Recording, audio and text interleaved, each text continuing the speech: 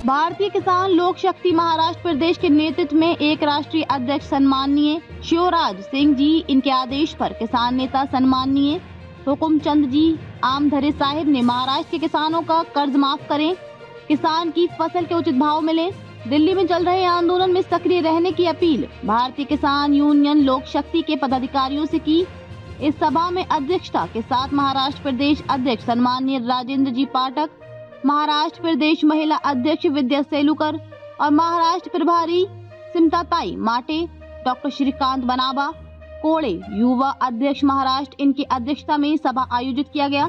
इसमें प्रस्तावना महाराष्ट्र प्रदेश युवा प्रभारी रविंद्र भिशीकर ने किया। महाराष्ट्र प्रदेश सचिव विशांत जी चौधरी भंडारा येथील किसान नेते भलावी सर, इसमें प्रमुख रूप से नागपुर शहर अध्यक्ष हिमांशु सहारे, कांचन देश भरतार, आशाताई मंगला खोपरगड़े, ममता वरागड़े, कल्पना भावसार, राजू खडसे आदि सम्मिलित थे। आणि आता जे आंदोलन इथं जे 12 तारखेपासून मला वाटते अधिवेशन इथं होणार आहे,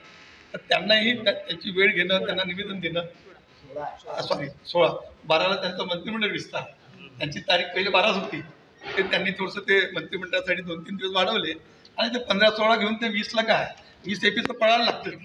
म्हणून पहिल्याच दिवशी आपल्याला जे काही करायचं आहे हे पहिल्या दिवशी, मग तो एकदा पहिला दिवस निघाला की मग कोणी तुम्हाला प्रसिद्धी मिळत नाही आणि तुम्हाला कोणी भेटी देत नाही। तर स्मिताताईला माहिती आहे ना, स्मिताताईनं आम्ही दिल्लीपर्यंत गेलो आहे ना, त्या सेवादलात होते माझ्यासोबत, त्यांना माहिती आहे पूर्ण ट्रेनच्या ट्रेन नेत होतो आणि सगळं सेवादलाचा बिल्ला बॅच लावले, झेंडा टाकला का आम्ही पुन्हा ते तिकडं काढत तिथं राहायची व्यवस्था, खायची व्यवस्था सगळं आम्ही पुष्कळ लोक, किती लोक नेले होते आपण, 500-500 हजाराचा लोक आमच्यासोबत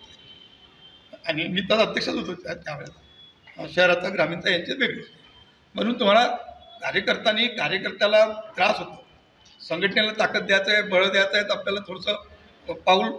आपलं त्याच्यामध्ये मात्र सर्वांनी आपलं घरचं परिस्थिती जाण ठेवून, तब्येतीची जाण ठेवून, कारण की एकदम भावनेच्या किंवा प्रवाहाच्या बरोबर जाऊन आपली परिस्थिती नाजूक आहे, कोणाची शारीरिक परिस्थिती असते, कोणाची घरी आर्थिक, या सगळ्या गोष्टीचं भान ठेवायचं, सांगायचं, जिथं आवश्यक असेल तिथं यायचं जायचं, नाही आलं तर पण पुढच्या यायच्यात काय, हे कार्यक्रम कंटिन्यू चालणारी प्रक्रिया आहे, ही काही एका दिवशी संपणारी प्रक्रिया नाही आहे। आणि म्हणून एक कार्यालय मध्यभागी आपण कुठेतरी एक कार्यालय उघडायचा प्रयत्न त्यांना सांगतो मी त्यामध्ये त्यांना, कारण की ही जागा आता ह्या प्रतापनगरहून आल्या, ह्या रामनगरहून आल्या, स्मिताताई तिकडून नंदनवरून आल्या,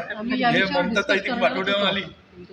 तर म्हणून मोरभवन वगैरे हा जो भाग असेल आपण पाहू ना, मोरभवनच्या तो त्या भागाला एखादा सेंटर म्हणजे सगळ्या बसेस, त्या सगळ्याच्या गाड्या एका ठिकाणी सेंटर, आणि आमचा ग्रामीण भागाचा माणूस जिल्हा परिषदला येतो,